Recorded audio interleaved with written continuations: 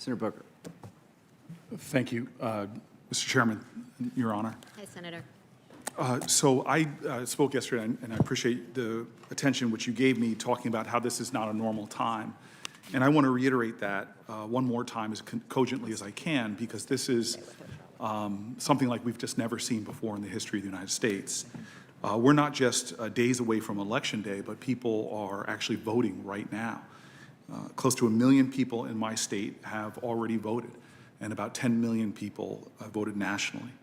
The only other time a Supreme Court nomination hearing happened this close to an election was, as you probably know, was under President Lincoln, who declined to offer a nomination before the election. But we are in the midst of an ongoing election right now at a very contentious time in our democracy.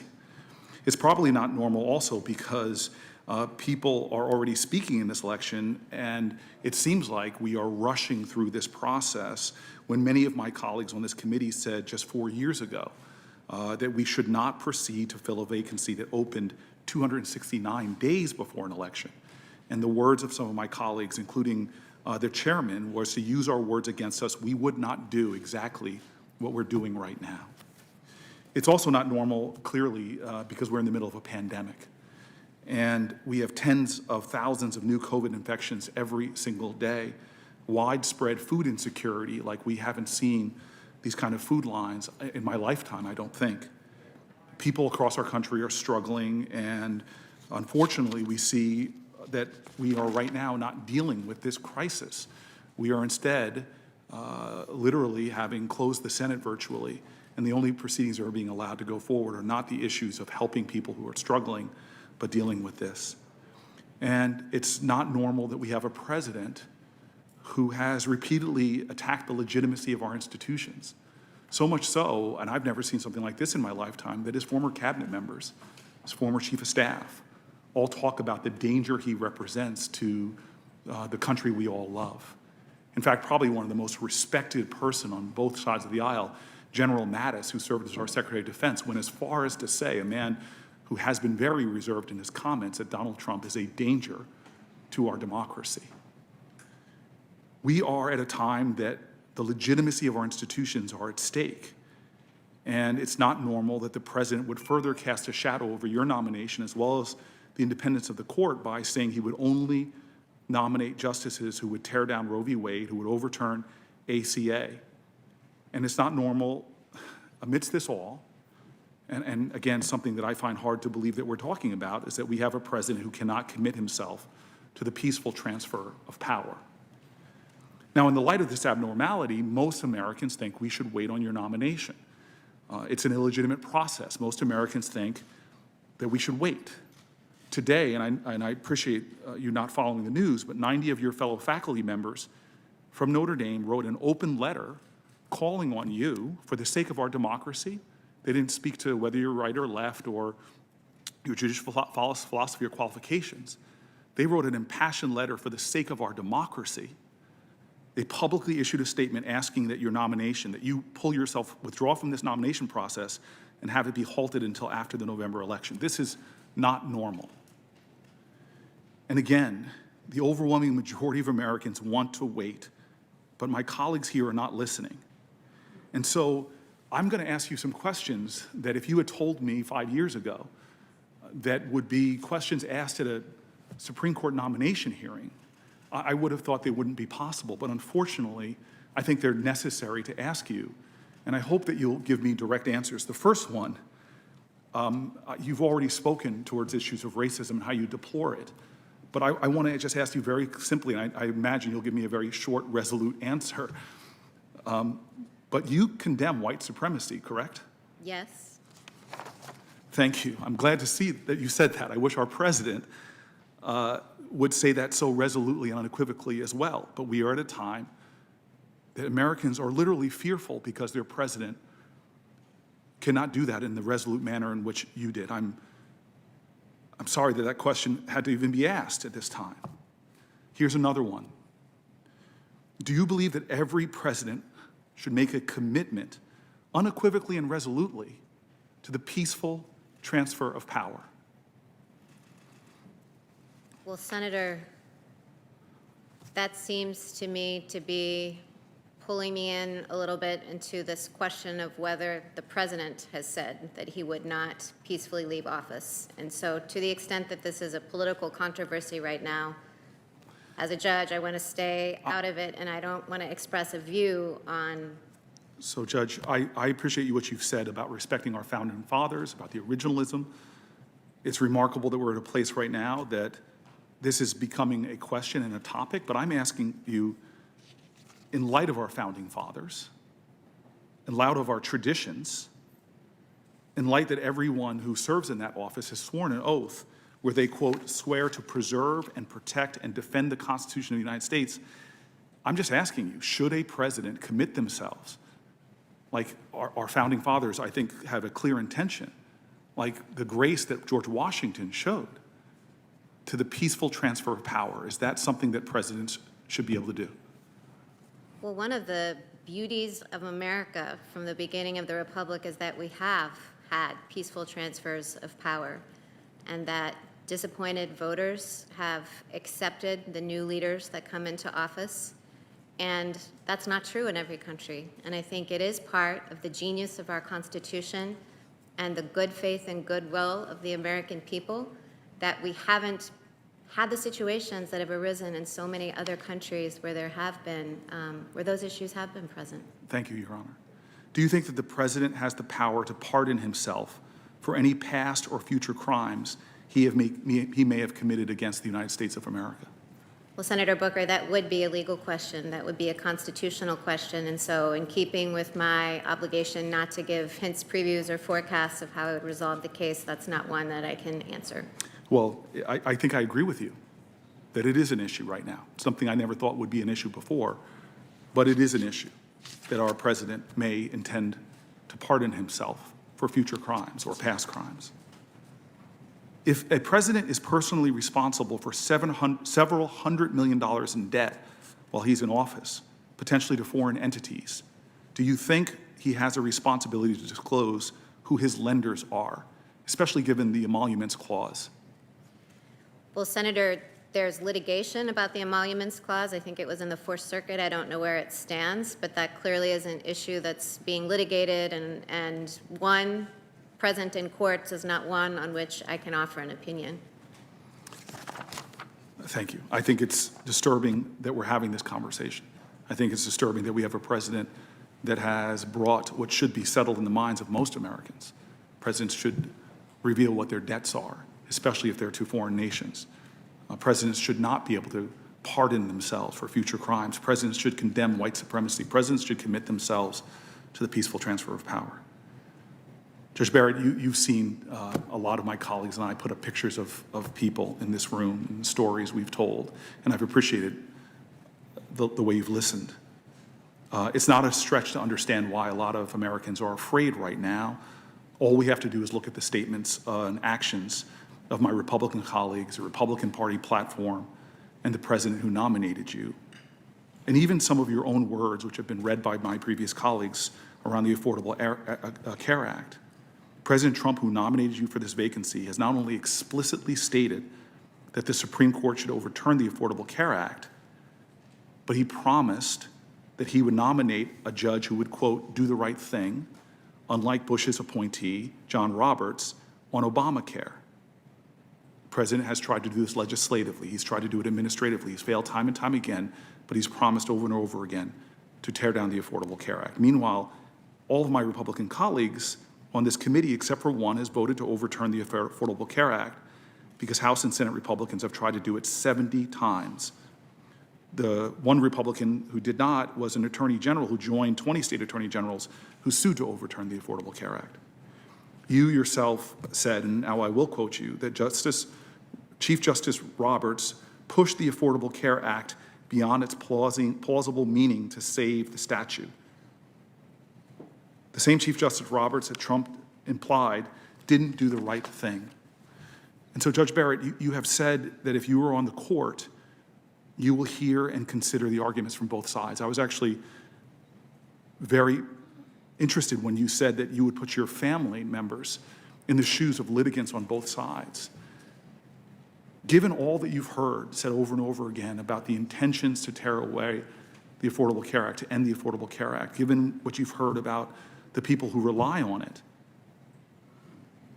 given the commitment, that President Trump's said explicitly to only appoint judges who would overturn the ACA, is it unreasonable for people to fear, putting yourself in the shoes of people, is it unreasonable for the people that have been up here as in their pictures, is it unreasonable for them to fear that the ACA would be overturned if you were confirmed to the court?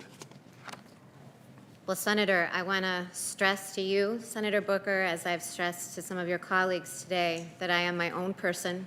I'm independent under Article 3, and, I don't take orders from the executive branch or the legislative branch. I understand that. as I the guess, judges. can I restate my question? Because I don't think you are understanding it. I'm just Sure. asking you as an act of empathy, can you understand the fears that are exhibited by the people we put up? I don't, the two people I put up, Michelle and Merritt, I don't know what their political party is. I don't know if they're going to vote for me. I'm on the ballot. I don't know. I just know that they were people that wanted their voices to be heard because they are afraid right now and what your nomination represents. All I'm asking is, can you empathize with that? Can you understand that? Senator, I can certainly empathize with people who are struggling. I can empathize with people who lack health care. One of the things that was so striking to me when we went to get our daughter Vivian from the orphanage in Haiti was the lack of access to basic things like antibiotics. And it just made me appreciate the fact that we had access to health care. So I can certainly empathize with all of that. And with respect to the ACA, should I be confirmed, and as I've said, I would consider the issue of recusal a threshold question of law and whether to hear that case. But should I be confirmed and should I sit and hear the case, as I assured you, I would consider all the arguments on both sides. And one of the important issues in that case is whether, even if the mandate has become unconstitutional since it was zeroed out, whether it would be consistent with the will of Congress for the whole act to fall. It's a statutory question, not a constitutional one. Or whether the mandate could be severed out and the rest of the act stand. And so the task of every justice who hears this case will be to look at the structure of the statute and look at its text to determine whether it was the will of Congress when they passed the ACA. And Judge, I apologize, especially after the good behavior that was noted, that we shouldn't be talking over each other. No, that's okay, Senator. My time is running quickly. Sure. I guess I just, as a guy who looks at justices, I was just asking you to express that you understand the fear that's in America right now, because you heard story after story of people who don't know if they're going to be able to afford their health care, who don't know if they will be denied insurance coverage. And I'm going to move on because of the short time, but I was just asking you, can you understand the fear giving a president that has said that they will put justice on there that will tear down the Affordable Care Act, thus taking away health care from millions of Americans? There is fear in our country right now. But I want to move now to earlier what Senator Durbin and you discussed. They asked about your views on racism and the role of courts in addressing racial justice. I was troubled that you said that racial justice and equality, and I'll quote you, or how to tackle the issue of making it better, those things are policy questions. I think that that's the quote.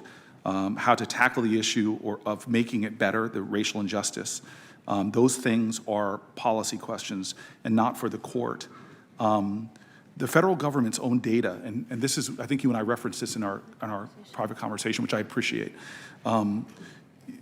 You said you were familiar with a lot of the data about the discrimination within our criminal justice system. For example, the U.S. Sentencing Commission shows that prosecutors are more, this is the U.S. Sentencing Commission said that prosecutors are more likely to charge black defendants with offenses that carry harsh mandatory minimum sentences than similarly situated whites. Are you familiar with that, the U.S. Sentencing Commission? I'm not familiar with that particular study. Does that surprise you?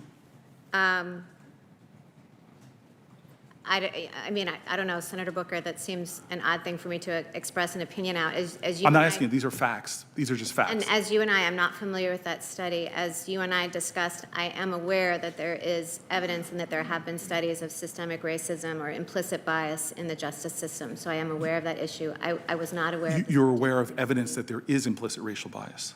I am aware that there have been studies showing that implicit bias is present in many contexts, including in the criminal justice system. Okay.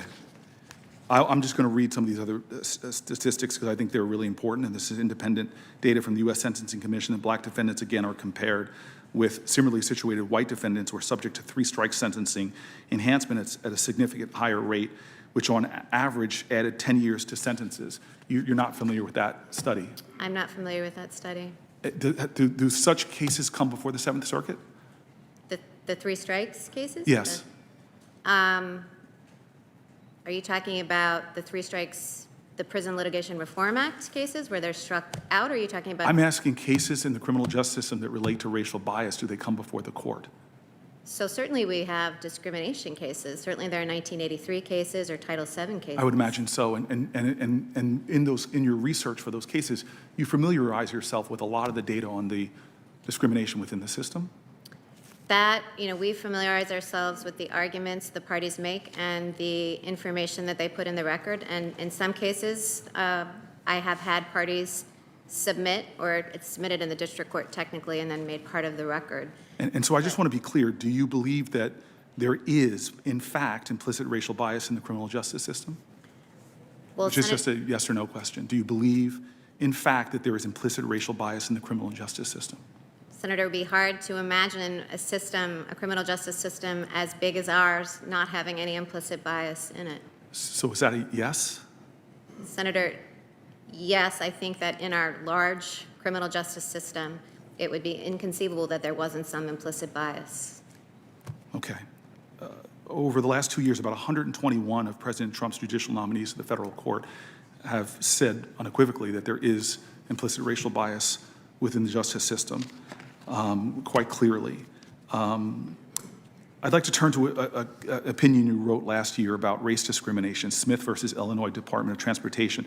The case involved an African-American traffic patrol officer who had been fired from the Illinois Department of Transportation. This employee claimed that he had been subjected to hostile work environment and that the supervisor called him the N-word.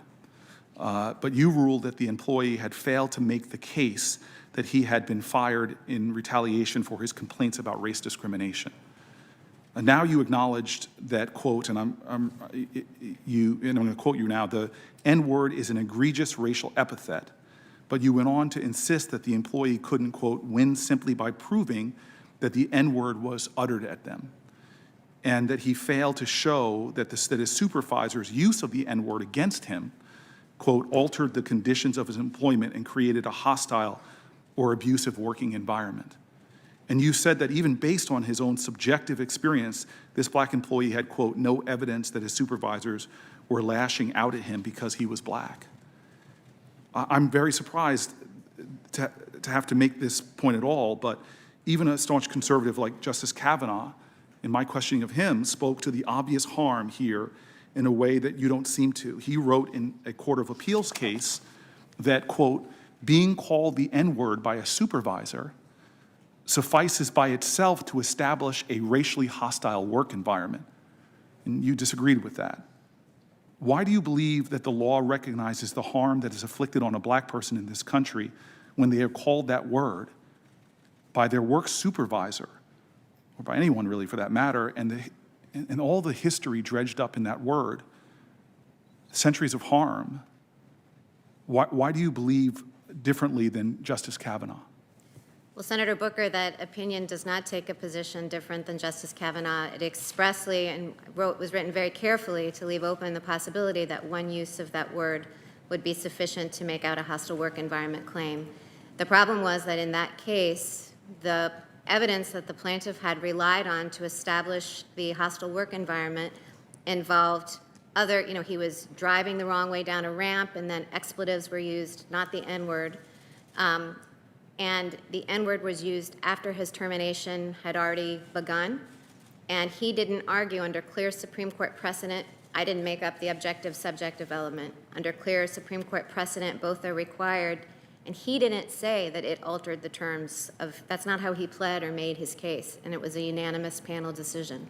And forgive me if I'm reading this case wrong, but you're saying to me he was not claiming that he had a hostile work environment, and that it is in the fact pattern that this supervisor called him the N-word, and that does not constitute a hostile work environment in the way that Justice Kavanaugh said clearly that it does? No, Senator, I think you're mischaracterizing what I said, with all respect. In that opinion, the evidence that he introduced to show the hostile work environment was the use of expletives when he drove the wrong way down. He was hired to be a safety driver for the Illinois Department of Transportation, and he based his hostile work environment claim on the use of expletives at him based on poor work performance. That was what he relied upon, and then his termination proceedings had begun. He didn't tie the use of the N-word into the evidence that he introduced for his hostile work environment claim. And so as a panel, we were constrained to decide based on the case the plaintiff had presented before us. So the panel very carefully wrote the opinion to make clear that it was possible for one use of the N-word to be enough to establish a hostile work environment claim if it were pled that way. I'm going to turn to the AutoZone case you discussed earlier with Senator Feinstein. The initial panel of 3 judges that examined the case ruled against Kevin Stuckey. You were not a part of that initial panel, but you did have an opportunity to vote on whether to hear the case before the entire court. You had an opportunity to affirm the bedrock principle enshrined in Brown versus Board of Education about separate but equal, really to say that separate is inherently unequal. But you voted no. You didn't think the full court needed to examine this deliberate segregation of employees by race. But the judges on the court disagreed with you. In fact, 3 judges explained, we know that, quote, deliberate racial segregation by its very nature has an adverse effect on the people subjected to it. On one of the essential teachings of Brown versus Board of Education, which I know you're familiar with, is that idea of separate being inherently unequal. Why did you think that these separate but equal facilities were lawful, or why didn't you see this as a practice that was worthy of closer scrutiny? Senator, as I said earlier to Senator Feinstein, I did not make a merits decision on that case, and I wasn't on the initial panel. The calculation of whether to take a case en banc is different than a merits determination. So I wasn't reaching any decision about whether Title VII applied to that situation or not. Federal Rule of Appellate Procedure, I think it's 35 that governs en banc proceedings, sets out standards, and this case didn't create an intra-circuit conflict or an inter-circuit conflict. And so I didn't think it met Federal Rule of, all my vote means is that I didn't feel like it satisfied the elevated high standard for en banc review, not that I thought it was correct. There's a lot of deference to panels in my court. Right, but I mean, 3 judges disagreed with you, and these were judges appointed by Republican and Democrat presidents. They saw the case about separate and equal really compelling. They thought the issue deserved closer scrutiny, and you had an opportunity to join them, but you didn't. You referred earlier to the problem of implicit racial bias in our system, this idea that despite the color of our skin, people can get a hearing, people can get justice. And this denial seems to me that you disagree with the prioritization, at least, of your 3 colleagues. Senator, 8 of my colleagues chose not to take the case en banc, and the en banc process is a different one than the merits decision-making process. To decide that case on the merits and know whether I would come out the same way, I would have had to participate in it and read the briefs and hear the arguments. And so the 3 justices were wrong, then you disagree with your colleagues? The 3 judges who dissented, my 3 colleagues whom I respect very much, thought that it met the standard for en banc review. That's a different question than the merits, and so I did disagree with them about whether to take it en banc. So I was within the group of 8 colleagues that decided that maybe that would be an issue we could take up in the future, but not to disturb the panel decision then. But that's not a merits determination. Thank you, Your Honor. Thank you. Moving quickly, Judge Barrett, 5 years ago, the Supreme Court ruled that the Constitution protects the rights of same-sex couples to marry. This was a Obergefell case, which has been discussed today. The court declared the Constitution grants LGBTQ Americans equal dignity in the eyes of the law. Hundreds of thousands of couples have built their lives on this decision. I've married some of them myself. On that day 5 years ago, the court fulfilled really that ideal of equal justice under law. And yet now the same-sex marriage is legal. We've seen efforts to try to undermine that decision. Justice Ginsburg wrote about legal rules that would, quote, create 2 kinds of marriage, full marriage and skim milk marriage. I firmly believe that our laws shouldn't allow discrimination against people on the basis of who they are. I have a number of questions on this topic if I can get through them, but I wanted to offer you a further opportunity to address the issue that I don't think you got to fully address that my colleague brought up. When you did use the term sexual preference earlier today, rather than sexual orientation, is there a difference, and what is it? Senator, I really, in using that word, did not mean to imply that I think that, that it's not a matter of, that it's not an immutable characteristic or that it's solely a matter of preference. I honestly did not mean any offense or to make any statement by that. But by what you just said, you understand about that immutable characteristic. In other words, that one's sexuality is not a preference, it is who they are. Is that what you're saying? Senator, I'm saying I was not trying to make any comment on it. I fully respect all the rights of the LGBT community. Obergefell is an important precedent of the court. I reject any kind of discrimination on any sort of basis. So you say Obergefell is the decision. Well, what about your two colleagues, excuse me, forgive me.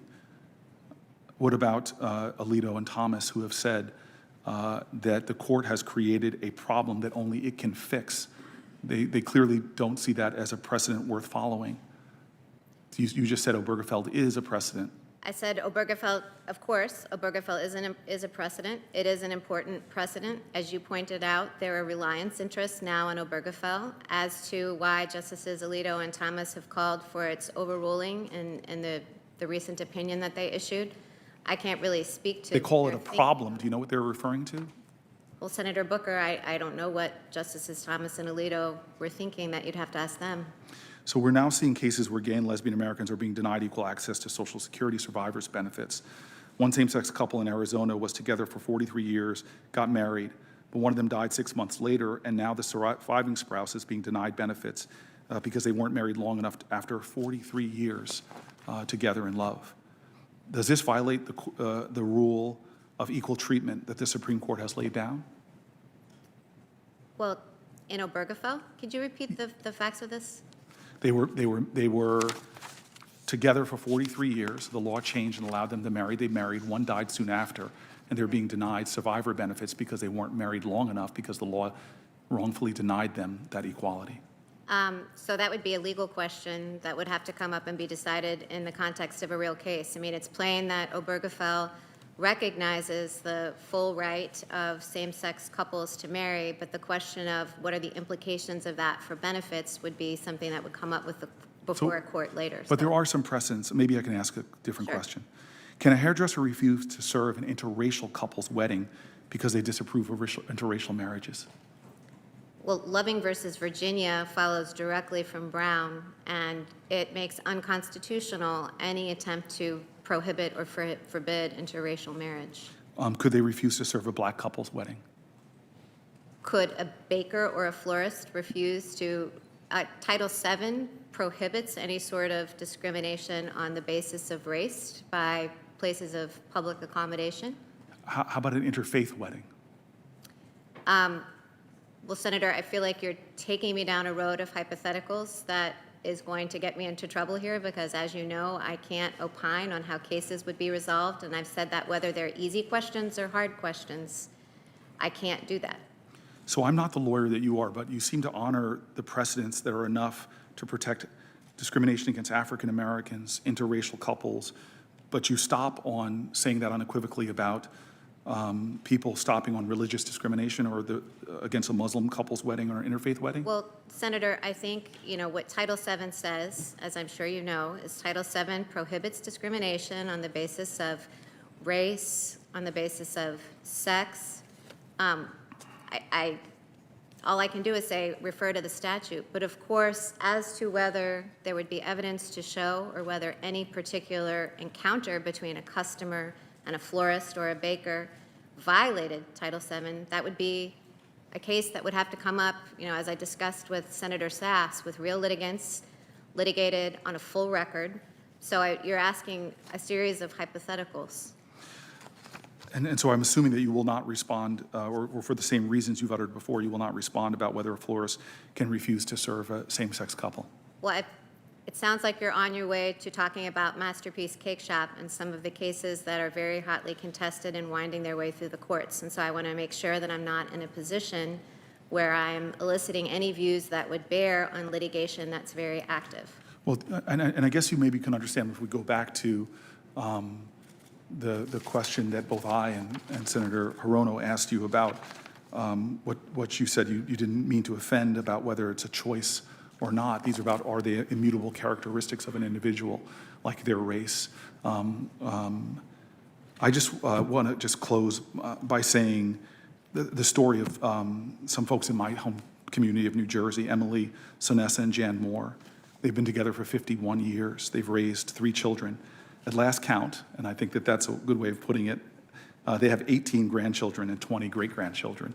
And you know how families are. But for a long time, they had to keep their relationship and their love a secret. Finally, once same-sex marriage became legal, they got married. And thanks to the Supreme Court's decision in Obergefell, they can now enjoy their full rights. Judge Barrett, you're asking the United States Senate to agree to have you replace Justice Ginsburg, which would tilt the balance of the court further to the right. Remember that it was Justice Ginsburg who warned against full marriage for some couples and skim milk marriage for others.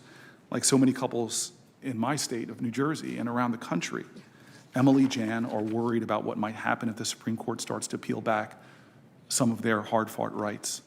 They believe that their love should be valued by their government and equally as the love of any other people. And they believe a lot of the rights that they now enjoy, which were denied in the past to African Americans even, to interracial couples, they believe that they should be able to preserve them. And so my time's expired. You've been very generous, and as has the chairman, in allowing me to go over. I'm grateful to have the opportunity to talk with you more tomorrow. Thank you, Senator Booker. Thank you very much. Thank you, Senator Booker. Senator Crapo. Then we'll take a break for supper. Thanks.